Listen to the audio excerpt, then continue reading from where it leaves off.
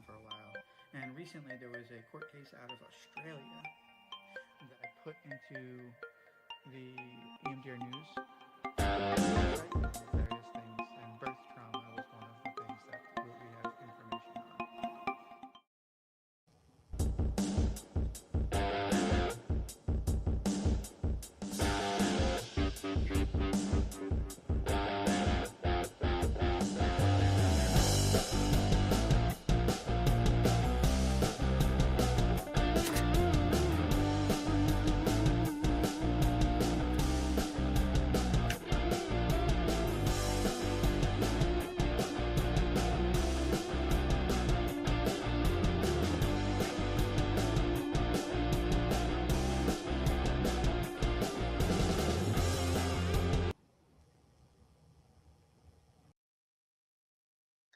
All right, everybody. This is Doc V from EMDR News, and coming to you from Anaheim, California, where we're doing our EMDRIA conference this weekend. So, just a reminder: Thursday is the Trainer and Consultant Day. So we're going to be going over. Oh, my light thing's not working today. We're going to go over some materials and things that can help us with the consultees and the students that we work with.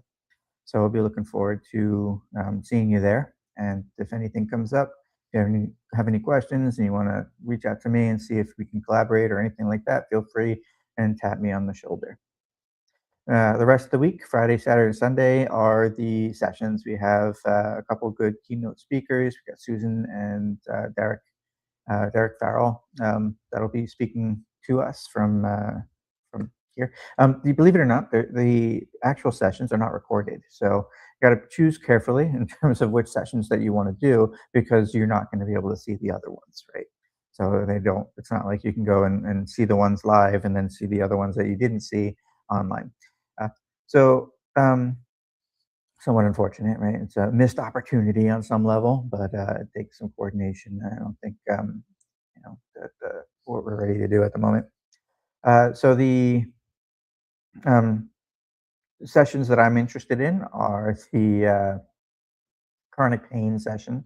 I know that one is going to be pretty cool from Gary Brothers, so I'm looking forward to that. Susan Matheson of EMDR 2.0 fame is here, and she's going to be doing the presentation on intensives. That's my understanding, anyway. Basically, how to increase the intensity of the EMDR work so that you can get through some of the material in a short amount of time for more intensive work. There's other ones also. We got people here talking about virtual reality, ketamine-assisted EMDR therapy, motivational interviewing, and virtual reality. Did I say virtual reality? Virtual reality. Again, that's one of the ones that I'm thinking about as well. So there's a lot going on. There's even someone from the Veterans Affairs Administration. There's going to be Chrissy Fairbanks here, and she's going to be going over some research that they did between veterans and EMDR. So it'll be good, some good times, good information, and we're here to not only do the work, but also meet with the people that we haven't seen in a while, that we see on the sessions and workshops and whatnot, but we don't get to see in person. So it'll be a good time. All right. I think we also have award ceremonies as usual, and those types of things. So it'll be a good time. All right. So today we do have a guest, and I threw her information up a moment ago. Let's see. So this was there you go, Adell Simmons, right? She's a accredited financial counselor and coach, and she's going to be talking to us about, not necessarily budgeting, but how best to get on top of your money so that we can reduce or eliminate, if possible, the stress of financial burdens and whatnot. So I'll bring her on in just a moment. As far as other news, things that are coming up recently, if you go onto the website, they do have some information on grants and some award things, like the Humanitarian Assistance Program is doing their award ceremony for the TRNs, I believe, right? So they did nominations, and a lot of that stuff should be coming to a conclusion in next week in August, so like August 27th or so. Oh, before I forget, this is the most important part of the entire presentation. To bring it up yesterday, but if you're here this weekend, the 21st, 22nd, and 23rd is also when Disneyland starts their Halloween. So you can go and to the park and see whatever Halloween stuff that they got going. I want to try and get there. I'm going to be a little bit busy, but it's a once in a lifetime thing for me. I don't come here very often, so I might want to do that. All right. So without further ado, let me go ahead and bring on our guest. You want to thumbs up if you're ready in the background? There we go. I see the thumbs up. We're good to go. All right. Hello. How are you today? Hello. Good. I didn't realize they started Halloween so early in Disneyland. Yeah, somebody told me that July 5th for a certain group of people starts EMDR or summer DR, or not EMDR, sorry, Summerween or something like that. It starts the process, and that, based on what you see in like CVS and some other stores, that seems like Right. probably what's happening. It seems like as soon as we get halfway through the summer, all the stuff starts rolling out. All the good chocolates in the convenience stores are shaped like pumpkins now. A little bit early, but what are you going to do? We deal, right? Have you been to Disneyland? Once when I was in high school. So, yeah. Been to Disney World, but I've never been to Disneyland. I went to Disney World a couple times. I've been to Universal. I like Universal as well. It'll be good times. I'm glad you can have some fun even while you're at the conference. That's good. Whoever's listening, the conference is really fun too. This is probably true too. Won't go to Disneyland and not go to the conference. This is true. All right. So do you want to tell us a little bit about yourself today? Sure. So I have a bachelor's degree in personal finance. So that's how I started in this area of my life that I love. And then I taught high school students personal finance. And then I transitioned into financial counseling with the military. So I have my AFC. So I've been doing this for over 20 years now, and I don't get tired of it, which is awesome. Good, right? You gotta do what you love, and you never work a day in your life. At least somebody said that. Don't know who. All the good quotes are really good. Yeah.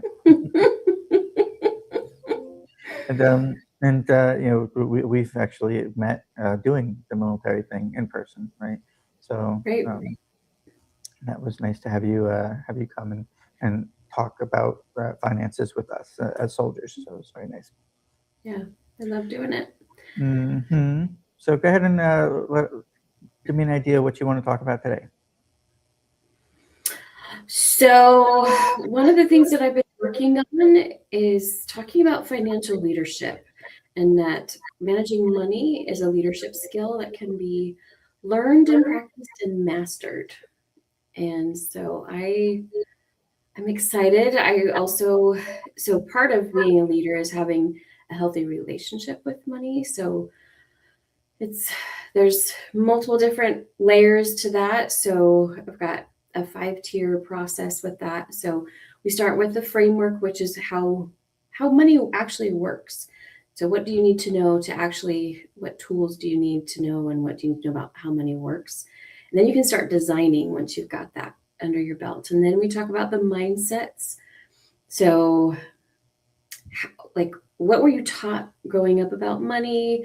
What money stories do you have? What's your experience with money, and how does that influence and dictate what happens, how you make financial decisions? Which money can be really emotional, and so having those mindsets in place and making sure you've got the correct mindsets are really important. And then we move into the financial leadership piece. So how can we incorporate leadership principles into the money management system that you're creating? And then we go to your relationships with others and managing money together. So we call that co-leading. so that you're Okay. leading together, which is fun. And then the last piece is we just put the behaviors in place. Once we've got all that Hmm. aligned, then we put the behaviors in place and it becomes something that you can do long term. Awesome. So, there's a couple different things that I heard in there in terms of, the population that we work with or discuss here, or that find us here, and so we have leadership, which is awesome, right? And that can be one of the clinicians or one of the veterans or other people coming to visit us. But you also mentioned co-leading, which I thought was interesting. Can you tell me what you mean by that a little bit more? So ideally, in a relationship, you would have two people who understood how to do money management independently and had a healthy relationship with money. And then they have to merge all of that and figure out how to do that together. And really, ideally, you would have two people who are on the same page and they become interdependent and then they start leading together their their finances, and then they create. I get really excited about this because it's a way for them to create something that's brand new. Like Hmm. every relationship that you create something new that nobody else on the planet has, and you can do that with money management too when you co-lead. You start merging the vision that you have together, you start talking about values and the different priorities with values, and then you come up with this plan that can really enhance your whole lifestyle and your life, and it can just be this really cool thing. And I know that that's going to probably won't resonate with some people because they're like, I have so much conflict with money and my person that I'm working together with managing money. But I really believe that two people can work together really well on this, and it can enhance the relationship, it can enhance their life, and I'm super excited. I'm super excited about it. Now, is this your thing, or is this something that you're bringing to us? Is this something you created? This is my creation. The Oh, framework is this is my baby.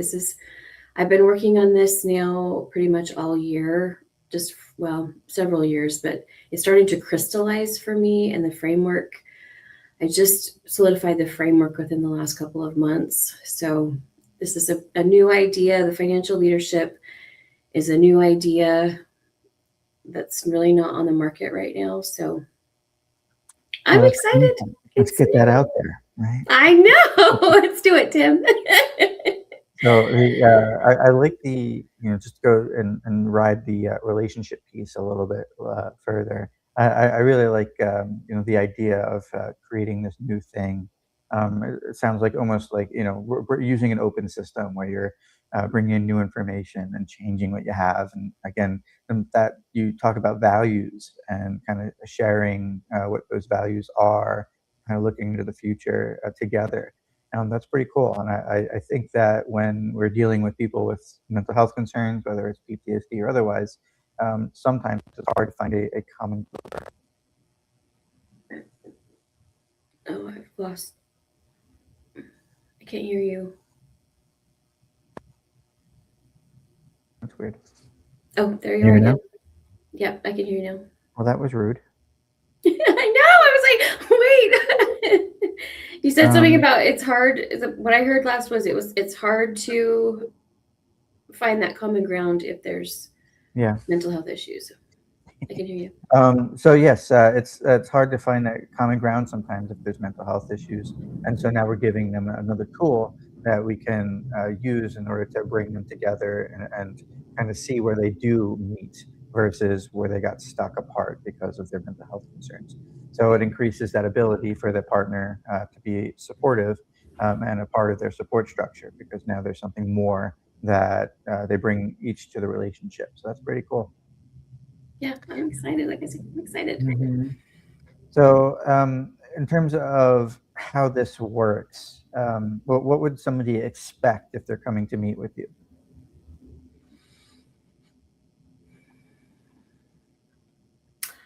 Well, I would sit down. So the first thing that I like to do is just have kind of an initial meeting where we just sit down. Right now, I've got a half hour conversation that's That's just a free consultation or conversation where we just sit down and like talk about what we wanted to accomplish and get to know each other. And then from there, we can move into I've got a financial master plan where we sit down and organize all of the financial information and get a really good baseline for where you're at right now. And then we can go into start working on okay, what are the gaps that you have with your knowledge about money? So how money works. Let's really look at some of the mindsets you have. If I'm going to work with somebody who's doing the therapy piece, which I would love to do that, to have that support for some of that if there are mental health issues. I do have a client right now who is struggling, has some mental health issues, and she's working with a clinician. So that's a really good thing for them to work with a mental health professional, and then for me to help with the money part. And then then we start working on the leadership skills and then talking about how to co-lead and then getting those behaviors.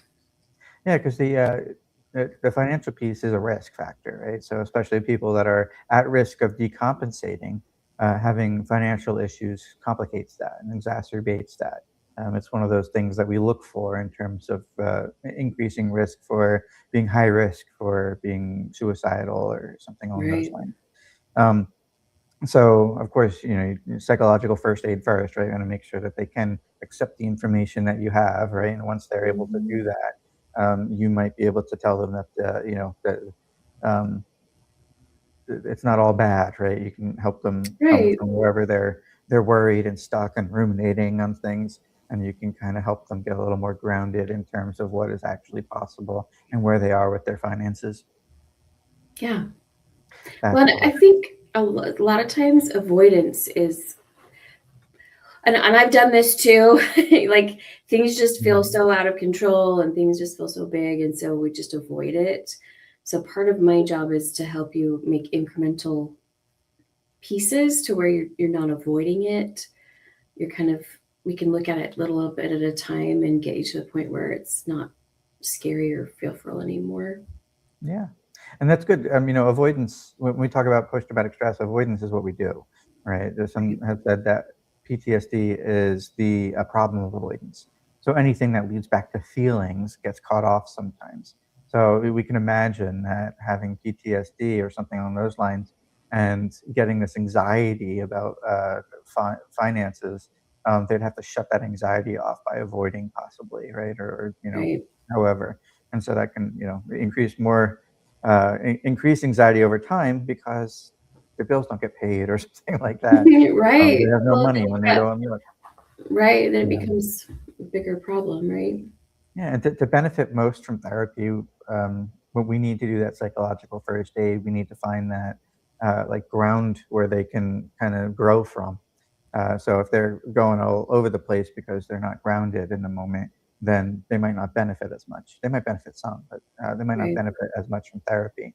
So once we get the person in the room and we know that they can stay in the room, this might be one of those things that's not just emotional regulation that they might need in order to do the work, sit there and go through the memories that they have to go through in something like EMDR. But it's also, hey, some of uh, your housing stability, financial stability, some of these other things might need some work before we really get into this any deeper, so that you can get the most benefit out of the therapy, Right. right? So the leadership thing. Um, they're going to have a 30-minute or so, 10, I don't remember how long it was, but a 30 meeting with minutes. you to kind of get that assessment done, right? So uh, as far as the goals, what can they expect in terms of what will they leave, when they work with you, what would they leave with? Well, so part of my job, so you asked what the goals were. The goals come from the client, right? So my job is to pull out from the people I work with or my clients, like what are their values and then what goals do they want to accomplish that connect to their values and what type of lifestyle do they want to live so I can go from okay, this is where we're at, this is where I want to be, let's create a path for that. So there's several things that I want to my clients to have when they leave. One is I want them to have an increased confidence in their financial management. So that's kind of the leadership piece. What type of person, what kind of character do you have that is helping you manage money? Along with those mindsets, with here's how to have a prosperous mindset, and then some practical things of like, I know how I manage money day to day. I know what the plan is in the future. I've got all of the components that I need to be financially stable with whatever, and that can look like a lot of different things to different people. So that's my goal, is for them to have the characteristics that they need to be financially successful, whatever that means to them, and to have an actual plan set up that is actionable and that can be flexible with their life and change according to how life works out, whatever life throws at them. And you set like realistic expectations for them in terms of where they are and what money they have and how much debt they're in. And I will tell you, so the clients that I've worked with, it's so funny to watch people sometimes, because I guess I shouldn't say funny, but what happens is like, we'll go through and we'll create this lovely budget with targets, and they'll tell me, because eating out is one of the biggest things that people really don't know what they're spending on eating out, which is normal. This is totally normal. There's no judgment. It's just normal. But they'll say, okay, we're going to make these changes, and I'm not going to go out to eat anymore at all. Eating out's going to go to zero. And then I have to do the reality check. I'm like, okay, this is a lifestyle that you've created, and changing a lifestyle, if you go from 100 miles an hour to zero, like, is that going to be sustainable over time? And so then I have to be like, okay, what's realistic in your lifestyle right now? We do want to cut this back, but what is realistic for you? Going from eating out 5 days a week to eating out no days a week, that's a very big lifestyle change. And so I'm kind of have to be the voice of reason sometimes on that, with, hey, how about let's cut it back to 2 days a week and figure out menu planning, because that's another really big lifestyle change. So yes, Awesome. dealing with reasonableness. So. Mm-hmm. And the funny thing is, not funny, I suppose, but an interesting thing is that for some of our clients, they're not going out to eat, but they are ordering in. So but it still goes to the same issue, right? They're not going shopping either. So ordering in might be, and this is not for everybody, obviously, but ordering in might be what you see most of, or something along those lines. And that can definitely run up, because it's not just the money of ordering the food, but now you have to pay for the delivery fee. Right. Tip, because everybody wants a tip these days. Oh my gosh, yes. The radio this morning was like, everybody wants a tip. Yeah, I think it was Starbucks or something, but I was getting something, and the guy's like, it's not that. It's not necessarily. He wasn't necessarily asking for a tip, but you couldn't finish the thing without actually hitting the button. So I thought that was funny. Instead of just scanning and being like, yeah, you're good to go. No, you gotta you gotta hit that button too. I'm like, all right. Yep. So and then you feel bad, like, it's like, I know. Hey. So yeah, I definitely can appreciate. I probably need a financial coach, because I spend a lot of money myself on things that I don't need constantly. How do you talk about immediate gratification and financial stability?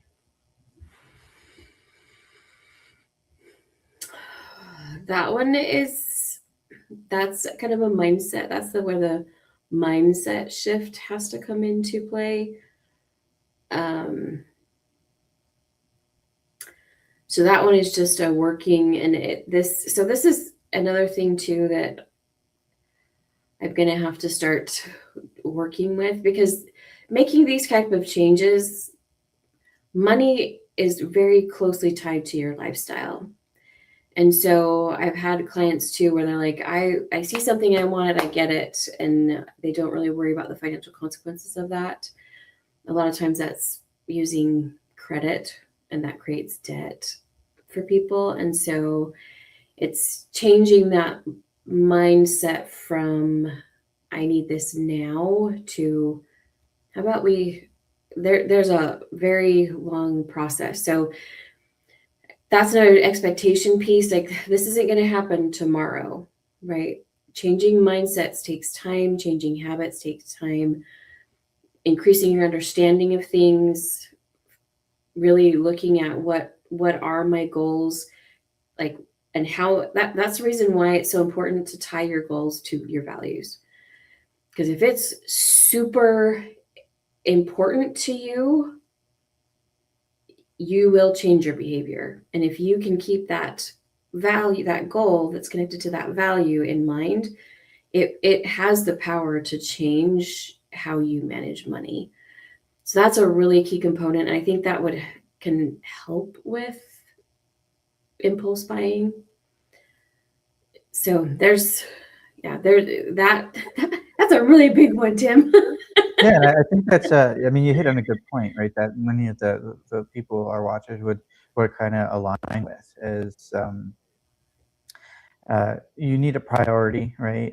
You need to understand why you're doing this, right? And that piece is a huge piece in order to kind of pull away from that mindset. So changing the mindset from I need this now to focusing on your goals and trying to reach your goals and values, or tying your goals to your values. So that's an awesome way of looking at it.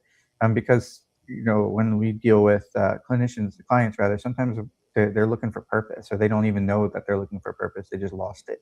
Right. So we need to figure out, okay, well, why do you want to get better? Why do you want to be here in therapy? Well, what's the point? You have some goals, sure, but if you met those goals, why would that be good? Why would that be helpful? So you're like, oh, I want to be less depressed. I'm like, okay, and like, what would that do for you? What would that mean in your life? So if you say, I want to be financially stable, if I want to get that house, on the hill, in the $3 million house, just call Adell. She'll get it to you in like a couple weeks. If that's the Right. goal, we'll figure it out. Exactly. So, at least they have a goal. I'm like, I'm not Right. going to order in, so that I can start putting towards that goal of the house on the hill. That's $3 million. You might eventually get it, but yeah, $3 million. Well, and it's interesting with the younger generation. They don't know that they necessarily want the house on the hill, but they want to travel and they want to have experiences. And I think that there's definitely a way to do that, right? And figuring out the plan to do that. And another thing that they really want is to retire early. I've had Yeah. a lot of that recently. Yeah, it's weird. The younger generation is interesting. So, they're lovely people. They are lovely people. I'm hoping they'll take care of me when I'm old. So, I hear you. I love you all. Anyway, all right. So let's go ahead and can we take a look at your website real quick? Yeah. All right. So let's go ahead and try to do that. Coming to the stage is the website. Let me see. I'm gonna go control this thing here.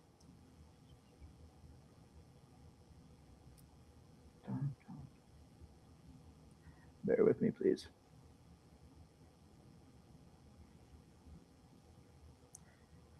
All right, I think we got it. Yep, that's the homepage. Very good. So this is the website that we have going on here. All right. So go ahead and what are we looking at? What's this all about? So this is the homepage that talks about that we've got it. There's a leadership gap with managing money. Talks a little bit more about how money is a leadership skill, and then it's got who who I work with and what are some of their concerns. And then, so right now, like I just love working with people. So, they tell you that you're supposed to have a target market and that's great, but I'm willing to work with anyone. So, if you'll keep scrolling down just a little bit more, so here's where it talks about the education or the framework and the mindset and the behavior and kind of how those pieces are separated out. And then, so you can see a little bit more about that. And then I believe the next thing is more about, so this is what will happen, some of the benefits that happen when you work with me. And then they've got some of the programs that I've got going on. And then the take the financial health assessment. It's really small on there, but that is this. The financial health assessment is something that I created that I'm so excited about. It goes through 5 different areas of financial planning, and then it talks about mindsets, and it probably will take you about 10 minutes to do. It will give you, so it'll send you an email with the results and give you some more information, but it's kind of fun to see like where you're at with your financial health. And so, and that's a free resource for people that they can take. And like I say, I love looking at the results. It's fun to see where people are at, and then we can have a conversation from there too. So, okay. And is that 5 questions, like the 5 questions thing, or is that something else? No, it's not 5 questions. It's 5 areas. I think there's 30, 36 questions.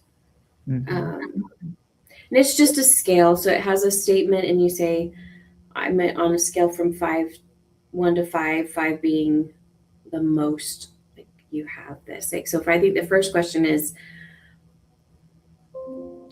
I have a 6-month emergency fund. And 5 would be, I have that. 1 would be, I do not have that. So where are you on that scale? Okay. So, yeah. It's fun for me. Yeah. And right now we have up the resources page. You can tell us a little bit about this. What are we looking at here? So on the resources page, I've got the link to the health assessments there. There's a link to the 30-minute conversation. And then I also have there's 5 questions to start talking about money.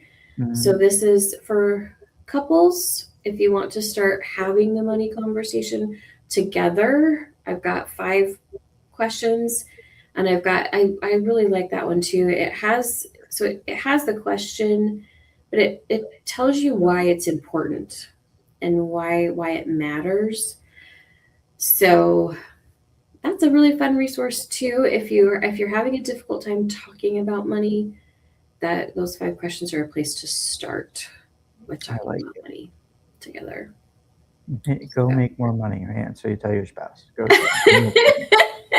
Well, making more money is great, but if we don't know how to manage the money we're already doing, then making more may not work real well. I had a lady last night that I talked to, and her comment was so interesting. She said, the saying that says, I've out-earned my stupidity. She's like, that's kind of me. Like, so she's very avoidant, doesn't want to she said she was money avoidant. And I thought that was really interesting because there is a way for you to make enough money to where you can hide where your money management is. So it was fun to talk to her last night because she's excited to learn something new and do things a little bit different. So excellent. So yeah.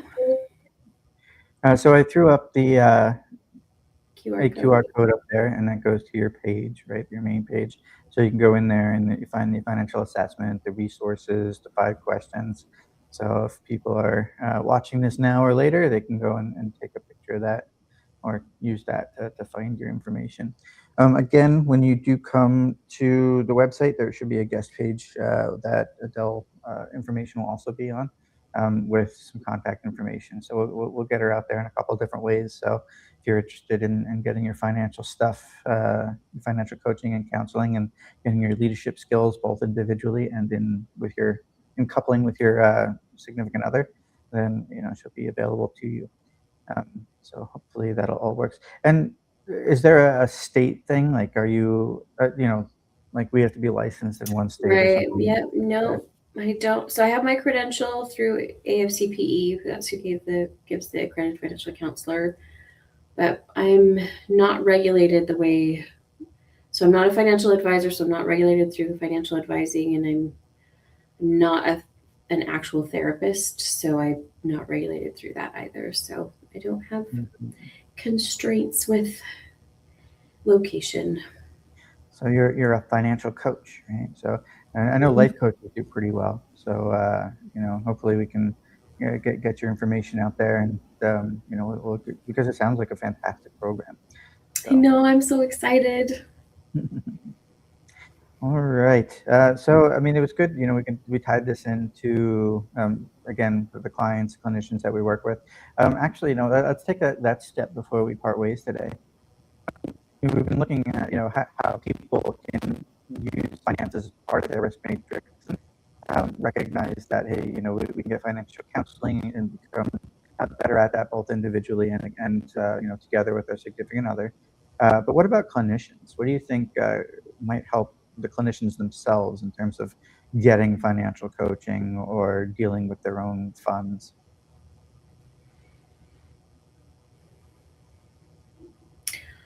Um, like do they need a financial counselor, or could they benefit from financial coaching? Is that your question? Or Yeah, so anybody really that in a business that's dealing with money and not dealing with money well. What are some of the things that you may just the same thing? Like how would you frame that for that population versus some of the population that you like working with right now?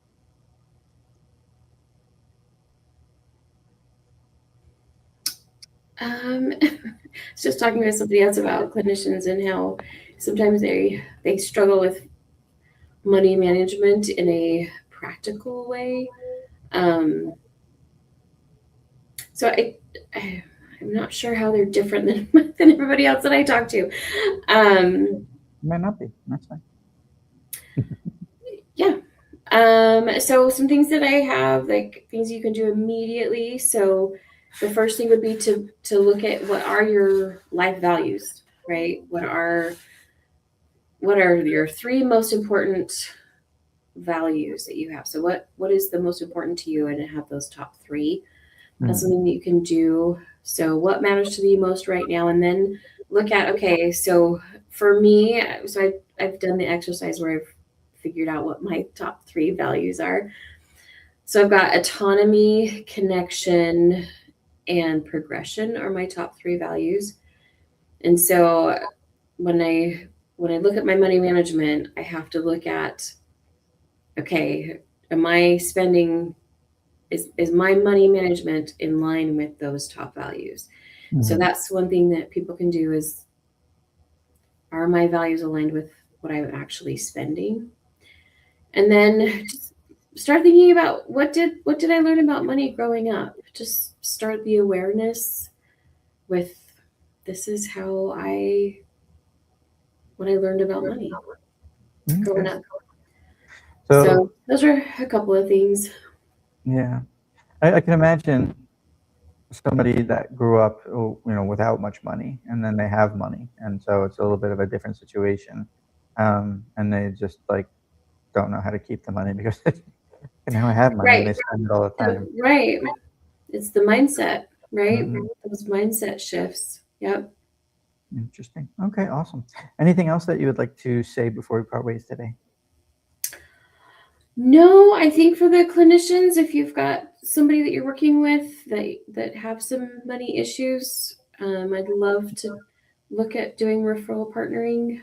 Um, Mhm. I'm looking for referral partners right now, so people that I can have in my pocket if I've got somebody who needs some mental health. And I'm also hoping that I can be a resource for clinicians on helping people with money management. So Yeah. yeah. Yeah. Okay. Yeah, and it's a great resource to think about. There's a lot of legal. People will try to find some affordable legal representation.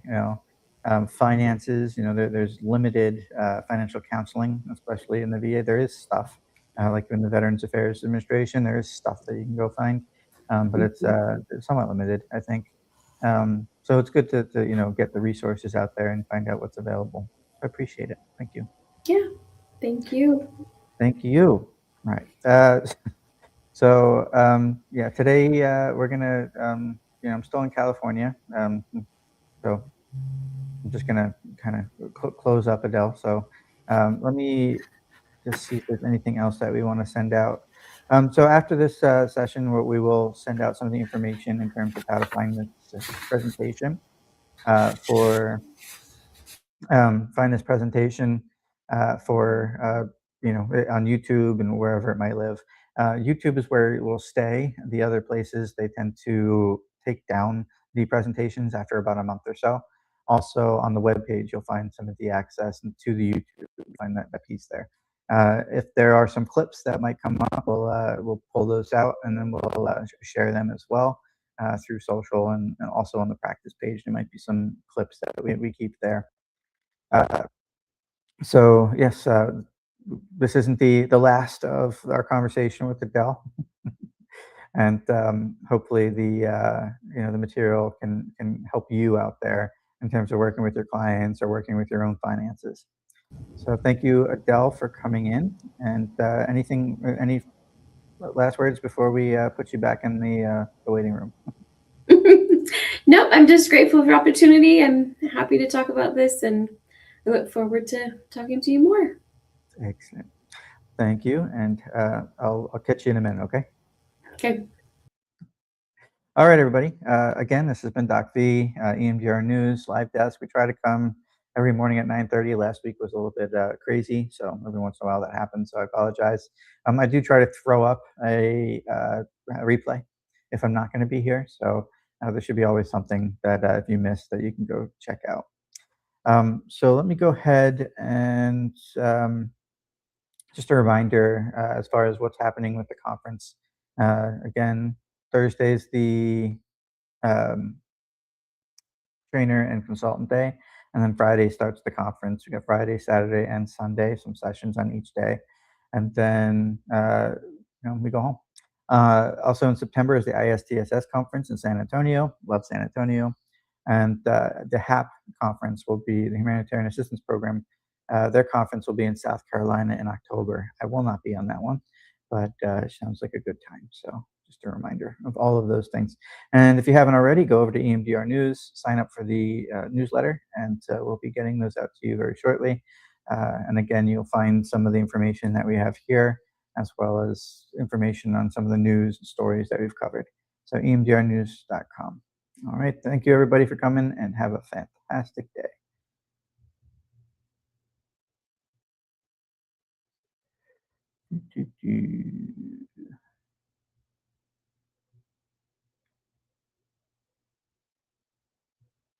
I don't see what I'm looking for here. Don't want to just close up on everybody. So just trying to find my way of, moving things down a little bit, but apparently it seems to be not where I expected it. All right, everybody. So be it. Well, thank you again. Have a nice day, and I will be looking forward to seeing you at the conference this weekend. Bye, everybody.